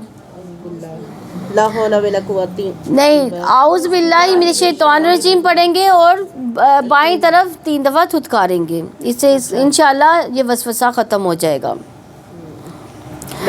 ان لوگوں پر یقیناً اس کا کوئی غلبہ نہیں جو ایمان لائے اور جو اپنے رب پر بھروسہ کرتے ہیں تو اخلاص کے بعد توکل ایسی چیز ہے جو شیطان کے پھندے سے بچا سکتی انسان کو. تو شیطان کا زور ایسے لوگوں پر نہیں چلتا. ان لوگ اس کا زور تو صرف اسی پر چلتا ہے جو اسے دوستی رکھتے ہیں اور جو اس اللہ تعالیٰ کے ساتھ شریک کرنے والے ہیں. اور جب ہم ایک آیت کی جگہ دوسری آیت تبدیل کرتے ہیں, اللہ تعالیٰ ہی بہتر جانتا ہے جو بھی وہ نازل کرتا ہے, تو وہ کہتے ہیں تو خود ہی گھڑنے والا ہے, بلکہ ان میں سے اکثر لوگ علم نہیں رکھتے. یعنی اللہ تعالیٰ جو آیت بدل کر دوسری آیت لکھواتے تھے, تو یہ لوگ قریش مکہ نبی صلی اللہ علیہ وسلم پر الزام لگاتے تھے کہ یہ خود گھڑا ہوا ہے اس لیے ایسے ہو رہا ہے. آپ کہتے ہیں روح القدس نے تمہارے رب کی جناب سے حق کے ساتھ اس کو اتارا. روح القدس سے کیا مراد ہے؟ جبریل علیہ السلام ہے, تاکہ وہ ایمان والوں کو ثابت قدم رکھے اور فرما برداروں کے لیے ہدایت اور خوشخبری ہو. اور ہم جانتے ہیں یقیناً وہ کہتے ہیں کہ بے شک اسے تو ایک آدمی سکھاتا ہے جس آدمی کی طرف وہ غلط منسوب کرتے ہیں. ان کی زبان عجمی ہے اور یہ واضح عربی زبان ہے. جو لوگ اللہ تعالیٰ کی آیات پر ایمان نہیں رکھتے, اللہ تعالیٰ ان کو ہدایت نہیں دیتا, ان کے لیے دردناک عذاب ہے. جھوٹ تو وہی کرتے ہیں جو اللہ تعالیٰ کی آیات پر ایمان نہیں رکھتے, اور وہی لوگ جھوٹے ہیں. اس نے اپنے ایمان کے بعد اللہ تعالیٰ سے کفر کیا, ما سوا اس کے جسے مجبور کیا گیا ہو, مگر اس کا دل ایمان پر مطمئن ہو. لیکن جس نے اپنے سینے کو کفر کے لیے کھول دیا, تو ان پر اللہ تعالیٰ کا غضب ہے, ان کے لیے بہت بڑا عذاب ہے. یعنی بہت تکلیف میں گر جائے لیکن زبان سے وہ بات نکالے جس پر اللہ تعالیٰ راضی ہو جائے. مگر جس نے کفر کیا وہ کیا کرے گا؟ وہ تو اللہ تعالیٰ سے ناراضگی کا ہی اظہار کرے گا تکلیف میں. لیکن مومن اللہ تعالیٰ سے کیا کرے گا؟ انا للہ و انا الیہ راجعون کرے گا اور اللہ تعالیٰ سے راضی رہے گا. اس کی وجہ یہ ہے کہ بلا شبہ انہوں نے آخرت کے بدلے میں دنیا کی زندگی کو پسند کیا, اور بلا شبہ اللہ تعالیٰ کافی لوگوں کو ہدایت نہیں دیتا. تو یہ وہ لوگ ہیں جنہوں نے دنیا کی خاطر اپنا دین قربان کر دیا, دین چھوڑ دیا, خواہ مرتد ہو گئے یا دین پر عمل چھوڑ دیا یا اپنے فرائض ادا کرنا چھوڑ دیے, کیونکہ دنیا کو آخرت پر ترجیح دینا گھاٹے کا موجب ہے, آخرت میں محرومی کا سبب ہے. تو دنیا کی نیت انسان کے عمل کو بھی حقیر کر دیتی ہے. رسول اللہ صلی اللہ علیہ وسلم نے فرمایا, جو شخص اللہ کی راہ میں جہاد کرے پھر ایک رسی حاصل کرنے کی نیت سے کرے. وہ جہاد کس نیت سے کر رہا ہے؟ کہ ایک رسی حاصل کرنی ہے کہ وہاں سے مال غنیمت مل جائے, تو اس کے لیے وہی ہے جو اس نے نیت کی. یعنی اللہ کی راہ کے لیے نہیں, اللہ کی سربلندی کے لیے نہیں کی اس نے کس نیت سے کی؟ ایک رسی مجھے مل جائے. یعنی دین کا کام کر کے پھر دنیا کے حقیر چھوٹے چھوٹے فائدوں کی توقع رکھنا, اس کا انتظار کرنا, یہ سراسر خسارہ ہے. اور یہ وہ لوگ ہیں جن کے دلوں پر اور کانوں پر اور آنکھوں پر اللہ تعالیٰ نے مہر لگا دی, یہی لوگ غافل ہیں. یہ دنیا کی محبت ہوتی ہے اور جو انسان کو اندھا کر دیتی ہے, اور انسان اپنی آخرت کو پھر بھلا بیٹھتا ہے. آخرت میں پھر کوئی فائدہ نہیں ہوگا. نیکی کے کام سے انسان کو پیچھے ہٹاتا ہے, اسے غافل کرتا ہے, پھر اسے دنیا کا کوئی کام سمجھائی نہیں دیتا, پھر اس میں اس کی رغبت دلاتا ہے, پھر اس میں اس کو فائدے بتاتا ہے شیطان. پھر انسان اس میں اتنا پڑ جاتا ہے کہ دین سے کوسوں دور ہو جاتا ہے, اور اس طرح انسان دنیا کو ہی اپنا محور اور مقصد بنا لیتا ہے. آپ دیکھیں اپنے ارد گرد ہی مثالیں دیکھیں, آپ کو بہت سارے ایسے لوگ ملیں گے جو دنیا کے لیے ہی کوششیں کرتے جا رہے ہیں, اور نہ نماز پڑھتے ہوں گے نہ قرآن پڑھتے ہوں گے, اور آج یہ روزوں کے مہینے میں بھی وہ روزہ بھی نہیں رکھتے ہوں گے. ایسے لوگ اللہ تعالیٰ معاف کرے, نہ وہ تو کلام الہی سن سکتے ہیں, نہ آیات پر غور و فکر ایسے لوگ کر سکتے ہیں. لازمی بات ہے کہ آخر میں یہی لوگ خسارہ اٹھانے والے ہیں. پھر جنہوں نے فتنے میں ڈالے جانے کے بعد ہجرت کی, پھر انہوں نے جہاد کیا, پھر صبر بھی کیا, بلا شبہ آپ کا رب اس کے بعد یقیناً بے حد بخشنے والا نہایت رحم والا ہے. جس دن ہر نفس اپنے بارے میں جھگڑا کرتا ہوا آئے گا, اور ہر نفس کو جو اس نے کیا پورا بدلہ دیا جائے گا, ان پر کچھ بھی ظلم نہ کیا جائے گا. اور اللہ تعالیٰ نے ایک بستی کی مثال بیان کی جو پرامن اور مطمئن تھی. اس کا رزق وافر مقدار میں اس کے پاس ہر جگہ سے آ رہا تھا. پھر اس نے اللہ تعالیٰ کی نعمتوں کی ناشکری کی تو اللہ تعالیٰ نے بھی انہیں بھوک اور خوف کا لباس پہنا دیا اس کے بدلے میں جو وہ کیا کرتے تھے. یعنی دیکھیں نعمتیں ملنے کے بعد ناشکری کرنا کیا ہوتا ہے؟ انسان کو اپنا ہی نقصان کرواتا ہے. یعنی اس سے نعمتیں بھی چھین لی جاتی ہیں, اور بلا شبہ یقیناً ان کے پاس انہی میں سے ایک رسول آ گیا جو تو انہوں نے اس کو جھٹلا دیا، تو عذاب نے انہیں اس حال میں پکڑ لیا کہ وہ ظالم تھے۔ سو کھاؤ اس میں سے جو اللہ تعالیٰ نے تمہیں حلال اور پاک رزق دیا، اور تم اللہ تعالیٰ کی نعمت کا شکر ادا کرو اگر تم صرف اسی کی عبادت کرتے ہو۔ اس نے تم پر حرام کیا مردار خون اور سور کا گوشت اور وہ جس پر غیر اللہ کا نام پکارا جائے، پر جو شخص مجبور کر دیا جائے گا بشرطے نہ وہ سرکشی کرنے والا ہو نہ حد سے بڑھنے والا، تو یقینا اللہ تعالیٰ بے حد بخشنے والا نہایت رحم والا ہے۔ اور جن کے متعلق تمہاری زبانیں جھوٹ کرتی ہیں ان کے بارے میں مت کہا کرو کہ یہ حلال ہے اور یہ حرام ہے کہ تم اللہ تعالیٰ پر جھوٹ باندھو، یقیناً جو لوگ اللہ تعالیٰ پر جھوٹ باندھتے ہیں وہ کامیاب نہیں ہوتے۔ تھوڑا سا فائدہ ہے اور ان کے لیے بڑا دردناک عذاب ہے۔ اور جو لوگ یہودی بن گئے اور ان پر ہم نے وہ تمام چیزیں حرام کر دی تھی جو ہم اس سے پہلے آپ کو بتا چکے ہیں، اور ہم نے ان پر ظلم نہیں کیا تھا لیکن وہ خود ہی اپنے اوپر ظلم کیا کرتے تھے۔ پھر یقیناً آپ کا رب ان کے لیے جنہوں نے جہالت کی وجہ سے برائی کا ارتکاب کیا پھر اس کے بعد انہیں توبہ کی اور اپنی اصلاح کی، تو یقیناً آپ کا رب اس کے بعد بے حد بخشنے والا نہایت رحم والا ہے۔